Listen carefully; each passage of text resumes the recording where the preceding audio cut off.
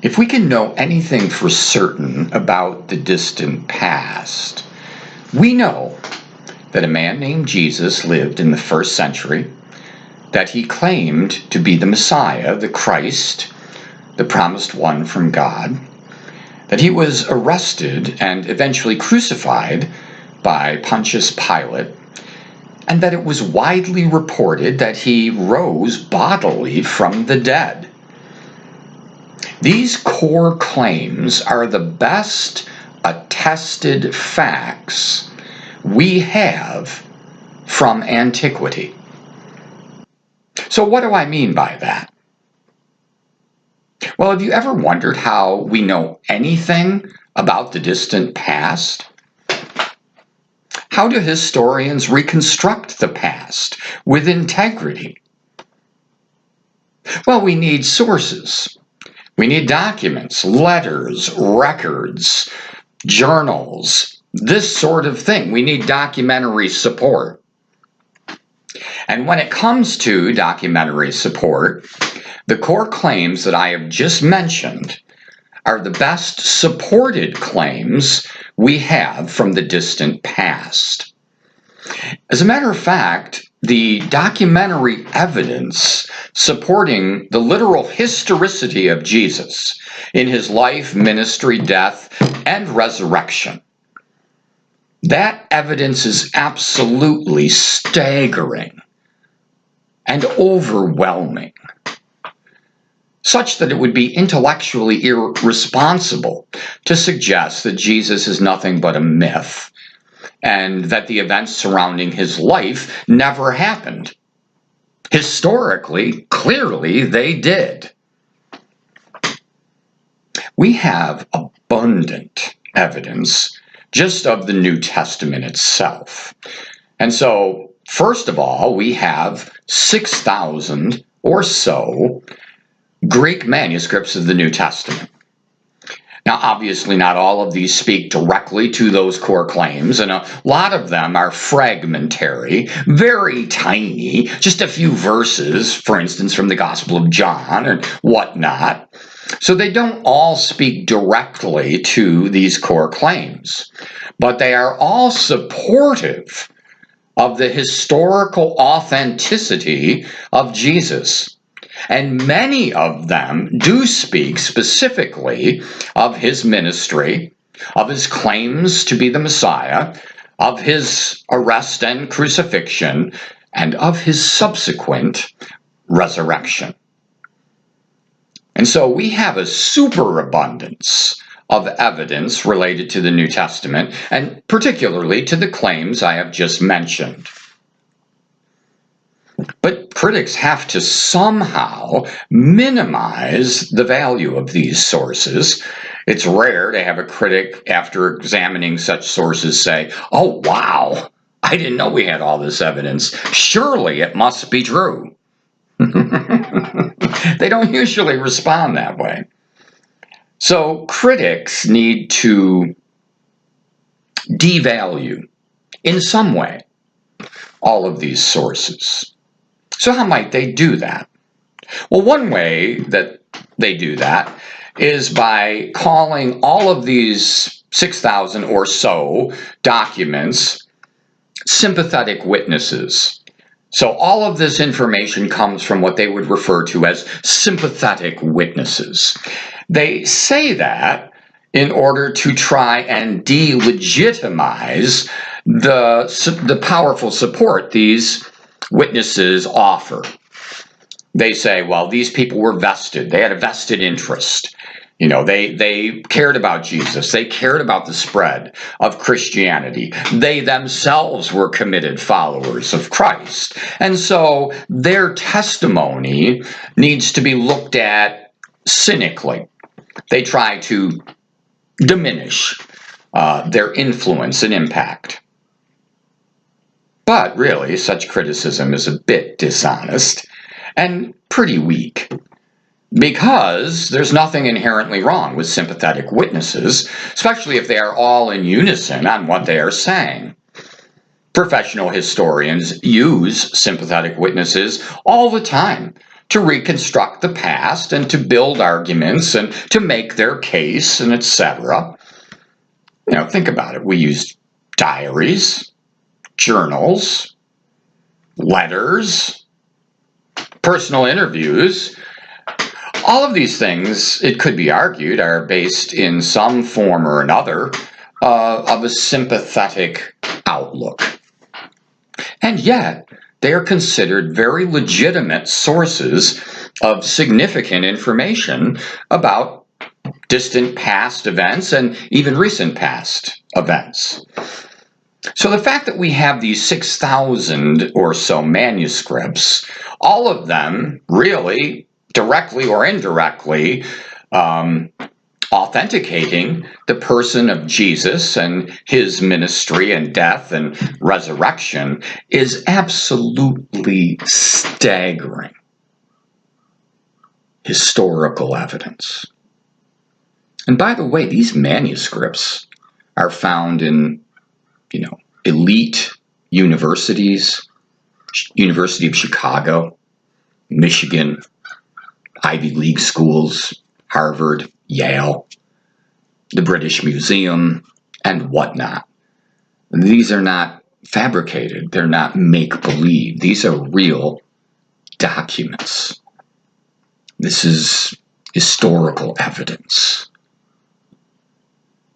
And so we have a superabundance of evidence. If all we had were the manuscripts of the Greek New Testament, it would be overwhelming evidence in favor of the authentic historicity of Jesus, his ministry, his death, and his reported resurrection. But we have more than that. We also have, we got 6,000 or so sympathetic witnesses. Some want to quibble about that. I think they're incredibly persuasive. But that's not all we have. We also have a Jewish historian, a professional historian, whose job it was to chronicle the past and get his facts right, who had no interest in the spread of the Christian faith or in the reality of Christ outside of genuine history. So we have Josephus, a Jewish historian, writing around 93, 94 AD, and his task was to chronicle the history of the Jewish people from the beginning all the way to the present day, where, as he stood, was around 93 AD. And so this encompasses the period of time during which Jesus ministered on earth. And so for those of us who believe that Christ is real, verifiable, authentic, really historical, we're not really that surprised to discover that Josephus talks about Jesus in his secular history. And so we have sympathetic witnesses, but we also have a professional, unsympathetic witness who is saying exactly the same things about this person named Jesus. As a matter of fact, in Book 18, Chapter 3 of his work entitled Antiquities, or Antiquities of the Jews, Josephus speaks directly and specifically about Jesus the Christ, as he refers to him.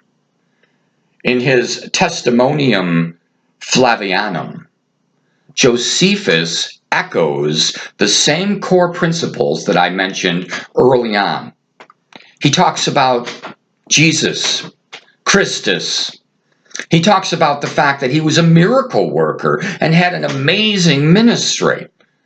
He talks about the fact that he claimed to be the Messiah.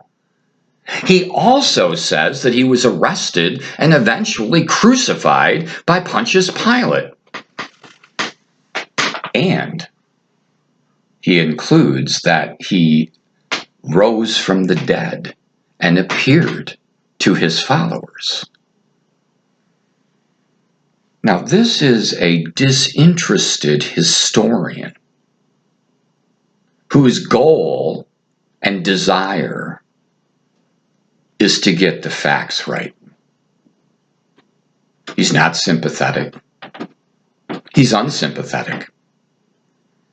And yet he echoes the very same claims as the writers of the New Testament about Jesus. And he doesn't just mention Jesus. In Book 20, Chapter 9, he talks about the martyrdom of James, who was the half-brother of Jesus. And James was put to death because of his faith in Jesus Christ as the Redeemer, as the Messiah. And though he had opportunity to recant, he did not. And so Josephus brings all kinds of credibility to the core claims I began this talk with concerning Jesus. You have sympathetic witnesses, almost 6,000 of them. We have one vitally important, unsympathetic witness, Josephus, but there's still more. Not only do we have sympathetic and unsympathetic witnesses saying precisely the same things about the Lord Jesus, we also have a Roman historian by the name of Tacitus. Now, Tacitus is writing a little bit later, but still very close to those events. He's writing around 116 AD. And as I say, he's a Roman historian. So not only is he not sympathetic, he's downright hostile to Christianity. He opposes it. He sees it as some minor little sect of fanatics. And yet, he includes Jesus Christ in his secular history. In his work, The Annals, in Book 15, Chapter 44, Tacitus has what is often considered perhaps the most important extra-biblical discussion of Jesus that we find anywhere. And in his discussion, he echoes again those same core principles and those same core beliefs and doctrines. In it, he writes about Christus, the Christ, after whom the sect of Christians was named. And he tells us that he was arrested and tortured and punished by the Roman governor Pontius Pilate. He also says that he endured the extreme penalty at the hands of Pilate. For the Romans, as for the rest of the ancient world at that time, the extreme penalty was crucifixion. It was so horrific, so humiliating and degrading and painful that Roman citizens could not be crucified. They were exempt. It was a punishment for those outside of citizenship of Rome. Christus, called Christ, was arrested, persecuted, tried, and crucified by Pontius Pilate. And then he says something very, very suspicious, mysterious. He goes on to say, and a mischievous superstition broke out in Rome and elsewhere following his crucifixion. Many commentators believe that that mischievous superstition refers to the resurrection of Jesus. which, according to the New Testament, fuels the passion and the flame of his followers so that they would not be silenced. When you have sympathetic witnesses, unsympathetic witnesses, and hostile witnesses, all saying the exact same things about a person or an event, as is the case here, that is as close to historical certitude as any historian can ever get.